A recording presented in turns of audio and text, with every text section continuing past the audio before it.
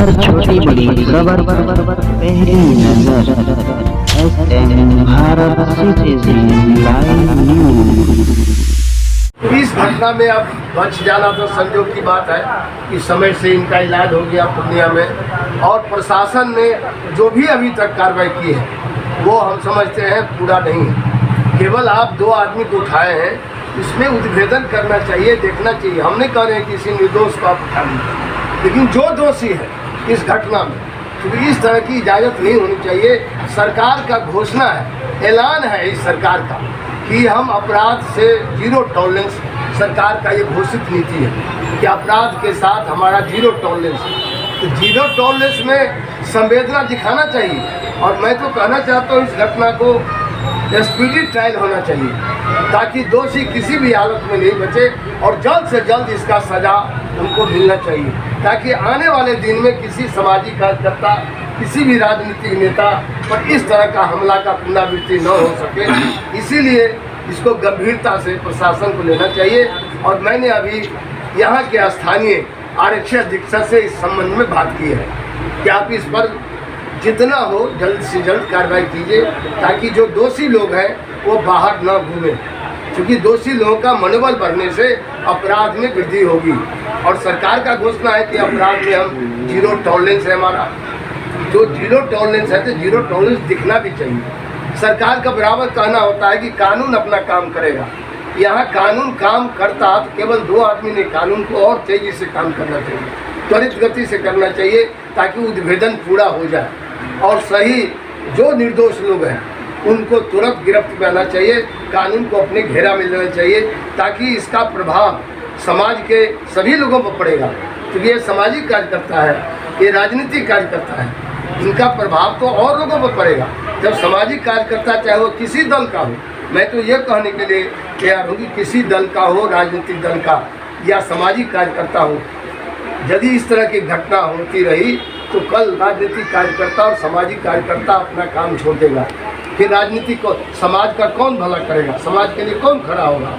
इसलिए यहाँ खरा उतरना चाहिए, कोई भी दल हो, सर्वदलीय सभी दल को मिलकर इस घटने का मैं काफ़ी व्यथित इसलिए भी हूँ, जितनी भी निंदा की जाए इस घटना का वो कम है, क्योंकि इस तरह की घटना आम तौर पर नहीं होना चाहिए।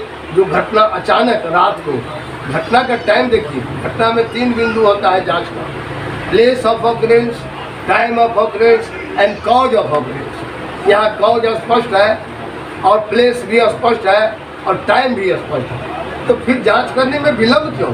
चाहे जांच जिसको दिया हो। अटेम्प्ट टू मर्डर 307 दफ़ा में जो केस होते हैं, ऐसे केसों को तुरंत मुआयना की जाती है, तुरंत पर्यवेक्षण होता है, सुपरविजन होता है, उद्भेदन होता है, ये आमतौर पर किया जाता है। तो इसलिए इस 307 अटेम्प्ट टू मर्डर वाला केस है, इसको गंभीरता से प्रशासन को लेना चाहिए। और हम लोग अभी समय दे रहे हैं, 1 सप्ताह और 1 सप्ताह तक और टाइम है। आप समय रहते इस पर कार्रवाई कीजिए। यदि समय रहते इस पर कार्रवाई नहीं हुआ तो आगे यह मुद्दा आगे भी बनेगा और राज्य का मुद्दा बनेगा। ये मामूली केवल धीरेन्द्र यादव का सवाल नहीं है, सवाल है कि इस तरह की घटना होगी तो सारे जो कार्यकर्ता हैं, सामाजिक और राजनीतिक कार्यकर्ता, वो भयभीत हो जाएंगे और वो काम नहीं करेंगे अपने पार्टी का, दल का। ये जनरल बात है। इसीलिए हम इसमें उच्च स्तरीय जांच की भी मांग करते हैं, और इसके लिए जो भी पहल करना होगा हम लोग उच्च स्तर पर भी, अभी तो हमने आरक्षी अधीक्षक से बात की है, लेकिन आगे भी जहां बात करना होगा इसकी कार्रवाई हो, निश्चित रूप से उसको न्याय मिले और इसका स्पीडी ट्रायल हो जाए। क्या इस घटना को राजनीतिक द्वेष के रूप में भी देख रहे हैं? हम इस घटना को इसलिए नहीं देख रहे हैं कि हमको कोई उस तरह का एविडेंस नहीं मिला। जब तक एविडेंस नहीं मिलेगा हम लोग कोई बात ऐसे नहीं कर सकते हैं, क्योंकि भारत सरकारों में केंद्रीय मंत्री रहा, 5 बार पार्लियामेंट में रहा, मैं गैर जिम्मेदाराना बात नहीं कर सकता। हम जिम्मेदारी के साथ बात कर रहे हैं। इसलिए हमको जो महसूस हुआ, चूँकि ये हम लोग का बहुत नज़दीक का साथी है, किसी भी दल में इस तरह का साथी हो, आपको मालूम है पप्पू जी भी गए थे इनको देखने के लिए।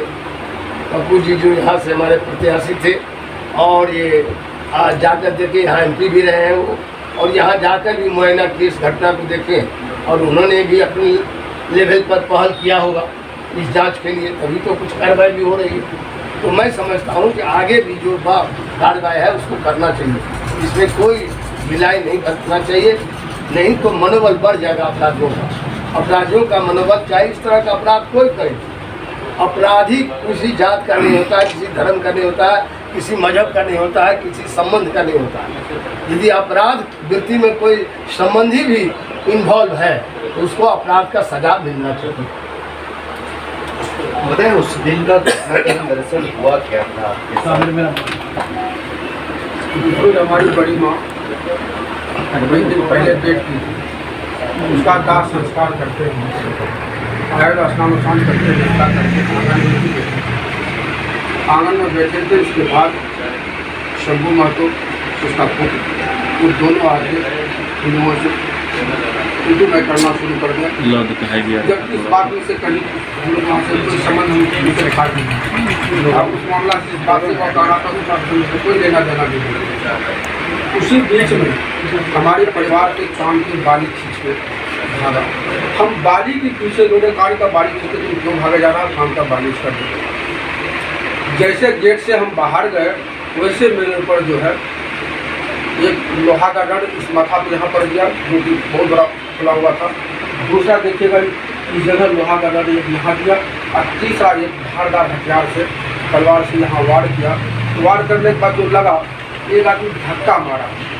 धक्का मारने के बाद हम जो गिरते हैं, अगर हम नहीं गिरते शायद मेरा माथा उसी जगह दो फाँक हो जाता। उसकी वेग घटने के कारण ही जितना कटा, जो कटा तो वीडियो भी सब बताएगा कितना कटा। अब वीडियो भी आप लोग भी देखें, हम लोग भी करे। शायद अगर धक्का नहीं मारता तो हमें स्पोर्ट भी समाप्त हो जाता। अब तो हम लोग समझ रहे हैं कि हम लोग घर में भी सुरक्षित अगर नहीं रहेंगे तो रास्ता पैदा क्या होगा। ये तो हो गया हम लोग ऐसा कार्यकर्ता को जब इस तरह की भय हो जाएगा, अब आने वाला भी व्यक्ति कह रहा है आप लोग के जैसा व्यक्ति पर हाथ कैसे उठाया, तो जानना होगा उस व्यक्ति को हमने उसका क्या बिगाड़ा था। एक भी व्यक्ति से प्रमाण बता दीजिए हमको, उसका एक भी कहीं कोई क्षति किया है। जैसी घटना घटी थी, हमारी बड़ी माँ डेट की थी, उसको दाह संस्कार करके हम तो अपने शोका संताप में बैठे हुए थे करने। उस परिस्थिति में हम लोग किसी के पास लड़ने गए, हम आंगन में बैठे हुए, घटना आंगन में हमारी हुई, हमने कहीं गया नहीं और निहिता बैठे हुए थे। प्रशासन से बात हुई इस बारे में? प्रशासन हमको यहाँ से जो ले गया था तो हमको संश्लेष अवस्था में थे। दूसरा रोज हमें होश आई तो हम देखे कि फर्द बयान के लिए प्रशासन वहाँ पहुँचे हुए हैं। तीसरा रोज देखें कि पूर्व सांसद पप्पू यादव भी हमारे पास पहुँचे, उस साइड हमसे बोल भी नहीं पाते थे, जितना सा बताना हुआ था बताए। उसके कथनानुसार कुछ 2 आदमी उठ के दिया कि जो व्यक्ति मेरे पास धारदार हथियार से इस्तेमाल किया है, जो व्यक्ति लोहा के रड से मारा गया है, जो व्यक्ति बांस से हमको मारा गया है, वो व्यक्ति आज भी धरने से घूर रहा है और हमारे इर्द गिर्द में भी घूर रहा है। ऐसा नहीं कि माधोपड़ा छोड़ के भाग गया, सोची भाग गया, अपने इर्द गिर्द में ही घूर रहा है। अच्छा, जिन लोगों की गिरफ्तारी हुई है क्या वो भी उस दिन घटना में थे शामिल? घटना में सबसे पहले आगे वही आया, घटना में वो सबसे पहले आगे वही आया, बकवास उसी ने किया। उसके बकवास के पीछे सब आदमी लाठी डंडा हाथ में लेके खड़ा है। हम पे कहा है लाठी डंडा लेके आए, क्या मार कर ले आए, मार कर नहीं क्या, उसमें तो मार शुरू हो गया। अच्छा, पहले से भी कोई इन लोगों से मामला हुआ था? कोई मामला पहले से कोई मामला तो कोई केस मुकदमा होता, कोई कागजात होता, कहीं तो किस पर कोई मामला। क्या कारण रहा होगा आपके साथ? कारण हमको तो लग रहा है कि यहाँ जो कार्यक्रम हम लोग किए थे और उस कार्यक्रम से उसमें सहमत कोई भी उन लोग का नहीं था। हमको तो लग रहा है, लोग तो कहता है कि नहीं यादव ऐसा करता है, अब यादव का सर फूट के इस जगह बैठा हुआ है, बदनाम तो यादव होता है। अब कुशवाहा आके यादव का सर फूटता है, अब कुशवाहा कैंडिडेट था यहाँ पर। राजनीतिक अलग मान रहे हैं इसको क्या मानिएगा? हमको तो लग रहा है उसी दायरे में से बात हो रही है। एसपी साहब से फिर आपके ठीक होने के बाद कोई बातचीत हुई है? अभी तक कोई बात नहीं है। जी, आपकी क्या बात हुई उनसे? मैंने उनसे यही कहा कि जो घटना हुई है 77/24 खास करके खजांची सहायक खजांची थाना के अंतर्गत, वहाँ मैं आया हूँ आज पीड़ित परिवार से मिलने के लिए। जो लोग घटना में घायल हैं उनको देखने के लिए आया हूँ। आप इस पर त्वरित जो कानूनी कार्रवाई है, जो बचे हुए लोग दोषी हैं उस पर आप कार्रवाई कीजिए। उन्होंने कहा केस थाना के विषय में उन्होंने जिक्र किया, तो मैंने थाना का पूरा डिटेल बता दिया। उन्होंने कहा कि ठीक है मैं इसको खुद दिखलाते हैं। और ये सच में बात करेंगे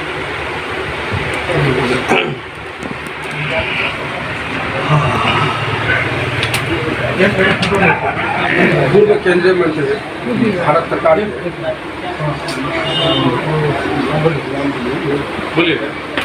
पूर्व केंद्रीय मंत्री भारत सरकार के देवेंद्र प्रसाद यादव जी पटना से आकर हमारे परिवार की सहानुभूति थी। इस पर हमें भी एक ढाढ़स मिली, एक बल मिली। तो हम तो उस रोज से निराशाजनक थे, आने से हमें भी एक तो बल मिलता है और जितना सा भी बल मिला हम भी उम्मीद करते हैं, यही हम लोग आशा करते हैं। इसके आने के लिए मैं बहुत बहुत बधाई देता हूँ सर को। यही कहने आपकी साया हम लोग के सर पर खड़ा रहे, यही आपसे उम्मीद हम चाहते हैं। मैं किसी दूरी तक जाऊंगा इसकी जांच कराने के लिए, इसके तह में जाने के लिए, क्योंकि यह मामला बहुत ही अनह्यूमन है, निरसंस ये हमला है। इसलिए हम इसको जितना कोई भी कसर इसमें बाकी नहीं रहेगा, सभी स्तर पर हम बात करेंगे। 2 मिनट